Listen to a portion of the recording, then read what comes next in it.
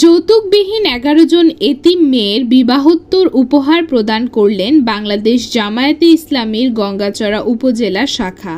মঙ্গলবার বিকেলে রংপুরের গঙ্গাচড়া সরকারি মডেল উচ্চ বিদ্যালয় প্রাঙ্গণে 11 জন এতিম নবদম্পতির বিবাহোত্তর উপহার প্রদান করা হয়।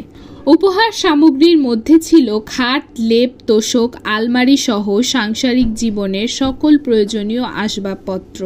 উক্ত অনুষ্ঠানে যৌতুকবিহীন বিবাহ ইসলামে হারাম, সবাইকে অবগত করা, সমাজের সর্বস্তরের মানুষদের যৌতুক নেওয়ার মতো জঘন্য কাজ থেকে সোচ্চার হতে বলেন। বিতরণ অনুষ্ঠানের প্রধান অতিথি বাংলাদেশ জামায়াতে ইসলামের রংপুর মহানগর শাখার সহকারী সেক্রেটারি ও আগামী জাতীয় সংসদ নির্বাচনে রংপুর 1 আসনের জামায়াত মনোনীত প্রার্থী অধ্যাপক রায়হান সিরাজি। বাংলাদেশ জামায়াতে ইসলামী উপজেলা শাখার আমির মাওলানা মোহাম্মদ নায়েবুজ্জামানের সভাপতিত্বে বিতরণ অনুষ্ঠানে উপজেলা নায়েবে আমির মোহাম্মদ তাজউদ্দিন, সেক্রেটারি মাওলানা সাইফুল ইসলাম, গঙ্গাচড়া ইউনিয়ন আমির মোহাম্মদ মনিসুর রহমান, জামায়াত নেতা মোহাম্মদ শরীফুল হুদা দুলাল সহ প্রমুখ উপস্থিত ছিলেন।